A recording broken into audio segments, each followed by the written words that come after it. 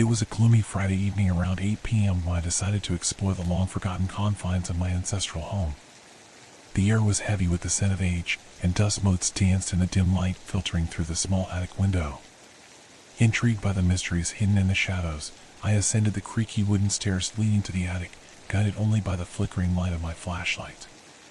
As I reached the top, I was greeted by eerie silence, broken only by the occasional scuttle of unseen creatures. The attic was a labyrinth of forgotten relics and discarded memories. Old furniture draped in white sheets loomed like ghosts from the past. Among the forgotten artifacts, my eyes caught the glint of an ornate, dust-covered chest tucked away in a corner.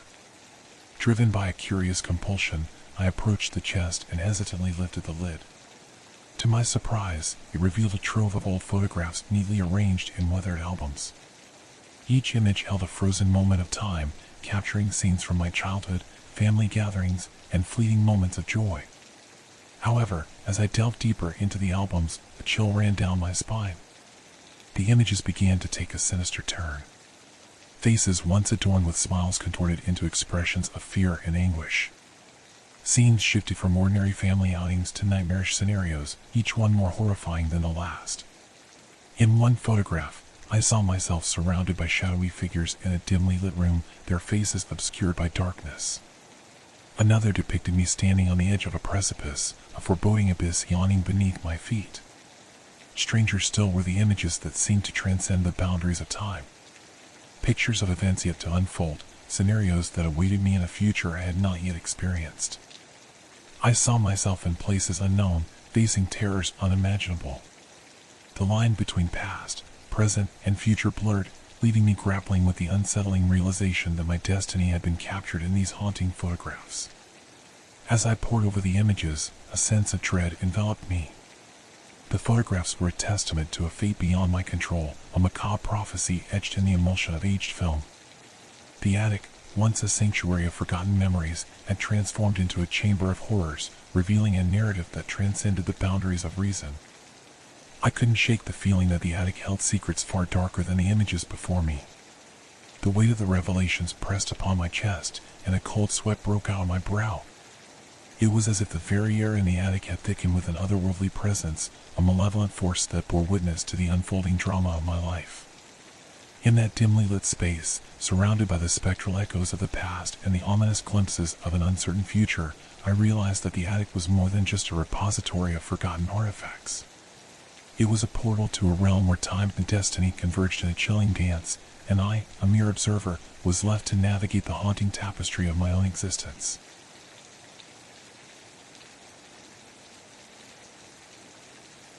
It was a moonless night, and the clock on my car's dashboard read 3:33 a.m. as I navigated the desolate stretch of highway, shrouded in an eerie silence. The hum of the engine and the occasional rustle of leaves were the only sounds that accompanied me on this lonely journey. The dim glow of the dashboard lights cast a subtle ambience, creating an atmosphere of quiet introspection. As I drove, the monotony of the road was abruptly shattered by an inexplicable disturbance emanating from the radio. The familiar crackle and pop of static filled the car, and my attention was drawn to the speakers as a voice, distorted and strained, cut through the interference. "This is a distress call from a parallel dimension. Can anyone hear me?" My heart quickened, and a chill ran down my spine as the words hung in the air. I could scarcely believe what I was hearing. A distress call from a parallel dimension? It seemed like a premise ripped from the pages of science fiction, but the urgency in the voice conveyed a gravity that was impossible to ignore. Intrigued and unsettled, I tightened my grip on the steering wheel and continued to listen. The voice on the other end, though distorted, spoke with a haunting clarity that sent shivers down my spine. It began describing my surroundings, my actions, and even my thoughts in chilling detail. The driver in the black sedan, proceeding east on Route 66, heading towards the abandoned gas station. "You are listening, aren't you? You're wondering if this is real, questioning the fabric of your reality." A wave of disbelief washed over me. How could this voice know my exact location and the thoughts swirling in my mind? It was as if the very essence of my existence was being laid bare by some unseen force beyond the veil of reality.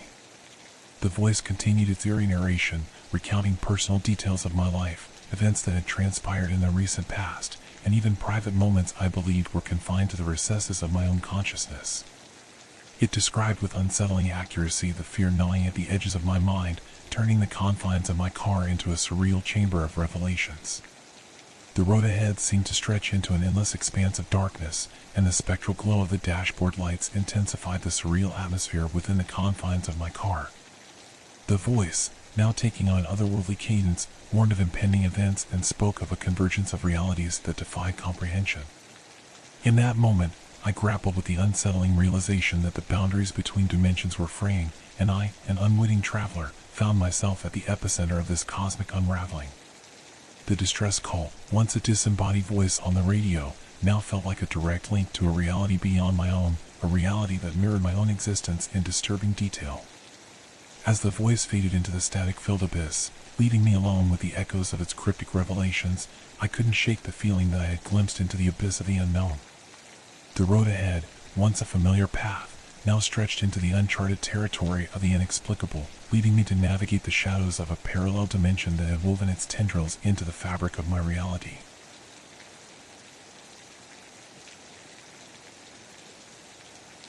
The clock had just struck midnight, and the world outside my window was cloaked in an inky darkness. As I entered my home, a sense of weariness settled over me, and I longed for the solace of a quiet night's rest. Little did I know that the arrival of an innocuous-looking package would unravel the tranquility I sought. The unassuming brown box sat on my doorstep, devoid of any markings or sender information. Intrigued, albeit cautious, I brought it inside and carefully peeled away the layers of tape that secured its contents. Nestled within the packaging lay a lifelike doll, its features eerily mirroring my own. The uncanny resemblance sent a shiver down my spine, but curiosity outweighed my initial unease. As the night deepened, an unsettling feeling lingered in the air. It wasn't long before I noticed something amiss. The doll, initially positioned on a shelf in my living room, had shifted. At first, I dismissed it as a trick of the light or a lapse in my memory, but as the nights unfolded, a disconcerting pattern emerged. The doll, though inanimate by day, came to life in the stillness of the night. Its porcelain eyes, once static, now seemed to follow my every move with an unnerving intensity. I watched in silent disbelief as it mimicked my actions, mirroring the subtlest nuances of my gestures and expressions. The strangeness escalated when the doll began to reenact scenes from my past, scenes that I had long buried in the recesses of my memory. It meticulously recreated moments of heartache, regret, and despair, as if it held the key to the darkest corners of my soul.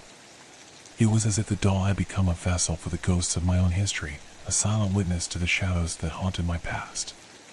Unable to comprehend the surreal nature of this living replica, I grappled with a growing sense of dread.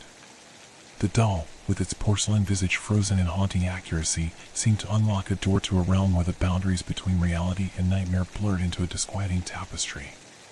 Night after night, I confronted the specter of my own memories through the unsettling medium of the doll. It moved with a chilling purpose, reliving the moments I wished to forget. The air in my home became heavy with the weight of unsaid words and buried emotions, as if the doll sought to unearth the secrets that lay dormant within my consciousness. As the mimicry continued, I found myself caught in a haunting cycle of self-reflection. The doll, an eerie doppelganger, became a conduit for the unresolved echoes of my past. The lines between the animate and inanimate blurred, leaving me to grapple with the disconcerting realization that the doll was not merely an object, but a manifestation of my own inner demons. In the silent hours of the night, I confronted the spectral reflection of my own history, as the doll moved with a ghostly precision, reliving the shadows that clung to the tapestry of my existence. Each night became a descent into the labyrinth of my own memories, a journey where the boundaries between self and other, reality and illusion, dissolved into the haunting embrace of a lifelike doll that mirrored the darkest recesses of my soul.